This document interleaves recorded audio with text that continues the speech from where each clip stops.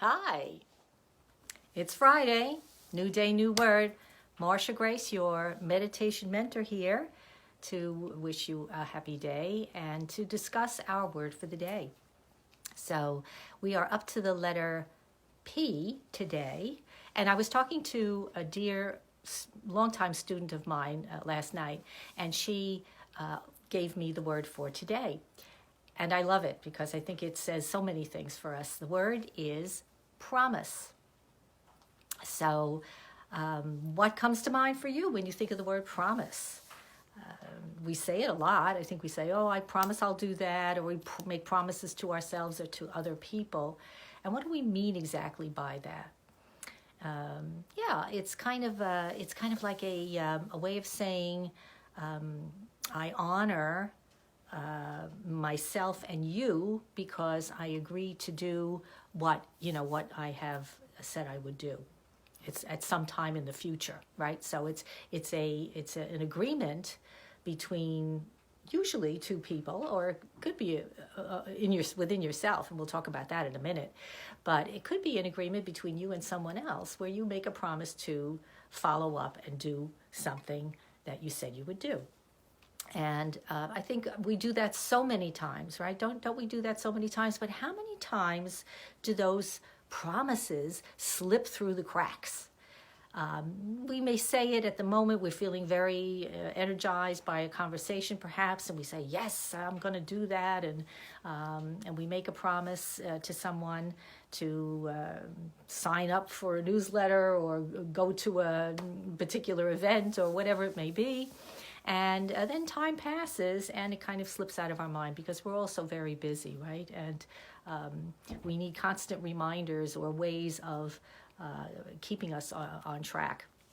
So promises can be a very insidious thing, though, because if you make a promise to someone, and I know this has happened to me many times, people, will say something to me, and maybe they don't say exactly "I promise," but they do make it very clear that they will follow up and do a certain thing, and then of course it doesn't happen.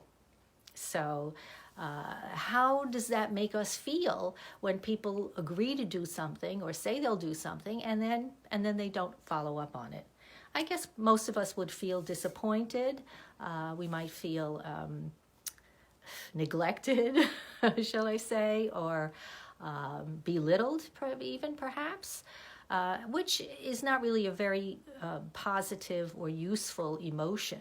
So you want to catch those because you probably have done it yourself. You probably have made an arrangement with someone in the past to do something, and then just for whatever reason you forgot or just didn't seem that important or whatever, and you didn't follow through. So I think if we're honest with ourselves, we can all say, oh yeah, I've been there, I've done that myself.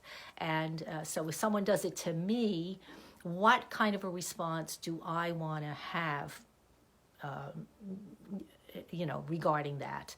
And I think it's in our best interest to be able to forgive.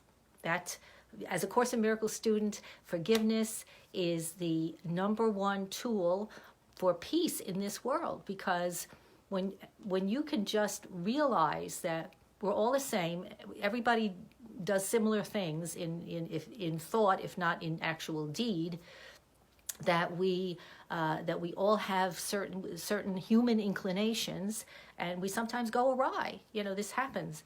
So that propensity to forgive, to look beyond what the appearance is, and to recognize that in truth we are all part of a loving creation, brings such peace. I know it does for me. It brings such peace to me. So I highly recommend that. Now, the other thing that I wanted to mention, which I was getting to, was the idea of making promises to ourselves.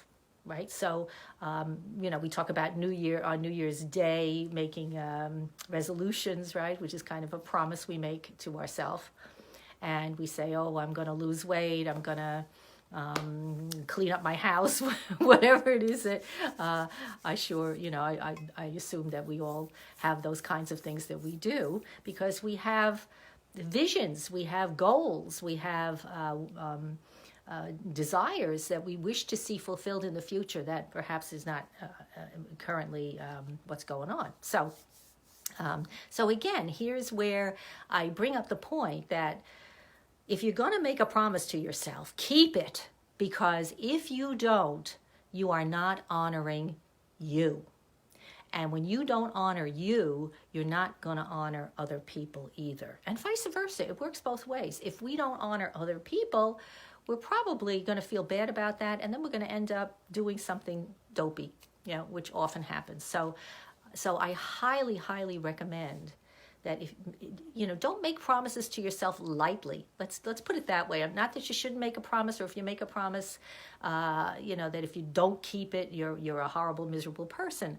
But think before you do something like that, because it really is going to impact your own peace of mind. And ultimately, that's what I'm all about. I'm all about helping us learn how to find peace in this nutty world, right? Because there's just so much insanity going on. There's just so much division and stress that we need to really, really make a conscious decision to find the peaceful answers. And the only way, as far as I'm concerned, you could do that is by going within, which is why I have written my book, Calm, Creative, Joyful, and why I teach what I call modern meditation. So if you're interested in finding out about any of that, you can check that stuff out at my website. And